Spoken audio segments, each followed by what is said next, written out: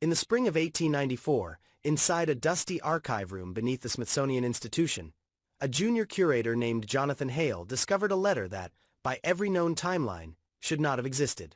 It was sealed with a dark red wax crest, pressed with the unmistakable emblem of the Continental Congress, the unfinished rising sun and 13 radiating lines symbolizing the original colonies.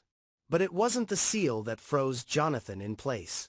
It was the date, July 2nd, 1775. 27 days before the Second Continental Congress even began drafting early independence frameworks. A year before the Declaration. Months before Washington took full command of the Continental Army. The letter had no right to be real. Jonathan's fingers trembled as he opened it. The parchment smelled faintly of iron, old blood possibly, and the handwriting, strong and deliberate, matched one man known for his rigid pen strokes, John Adams. But the message inside was stranger than anything Jonathan had ever seen in early American archives. Jonathan blinked. American historians had spent lifetimes preserving every scrap, every whisper from the founding era. Yet no one, not Adams scholars, not Washington biographers, not the Smithsonian's own archivists, had ever mentioned a silent republic. The silent standard. Jonathan whispered the words aloud. He had read thousands of documents. Rare ones. Priceless ones. Counterfeits. Hoaxes. But this was something else entirely. It referenced a symbol supposedly more important than muskets, more critical than declarations, more dangerous than treason. A symbol Washington feared losing. A symbol America never recorded. At the bottom of the letter, barely visible under a smear of dried brown, Adams had added a final line. Guard the truth until the Union is strong enough to face it. For a moment, Jonathan simply stared at the parchment, heart pounding. What truth? What symbol?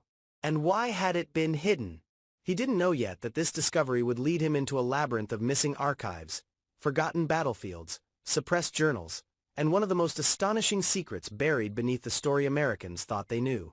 He didn't know people would follow him. He didn't know people would try to stop him. He didn't know the government itself kept certain rooms locked for a reason. What he did know was this. History had lied. Or someone had forced it to. And Jonathan Hale was about to open the door. Jonathan was 33 years old, though worry and sleepless nights had carved distinctive shadows under his eyes. His job was simple. Organize, catalog, preserve. He wasn't a historian, not officially. Archivists weren't meant to interpret. They were meant to store. History belonged to scholars. Truth belonged to testimonies.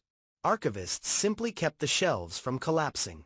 But Jonathan had always believed artifacts talked. Every object whispered its own life. Every document begged to explain itself.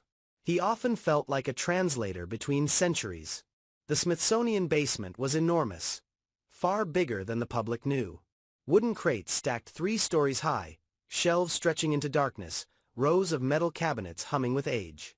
Some sections were restricted. Others were forgotten entirely. Jonathan had been working there for 6 years and still got lost sometimes. That morning, he had been tasked with reorganizing Crate Series 12B, supposedly containing 19th-century naval inventories. The crate was mislabeled. Inside, beneath a layer of linen, sat a much older wooden chest sealed with rusted iron hinges and rope that looked colonial in weave and color. No inventory sheet. No registration number. No record of transit. It was as if the chest had slipped through time. When Jonathan opened it, he found the letter tucked inside a smaller wooden tube. No other documents. No explanation. Just that impossible date. That impossible seal. And those impossible words. He needed help. Not from his supervisor. They would lock the document away before he finished explaining. Not from the Smithsonian. Politics swarmed discoveries like hornets. And not from amateur historians online. This wasn't something to post on a forum. There was only one person Jonathan trusted. Dr. Evelyn Ward, a respected historian and expert on early American political correspondence.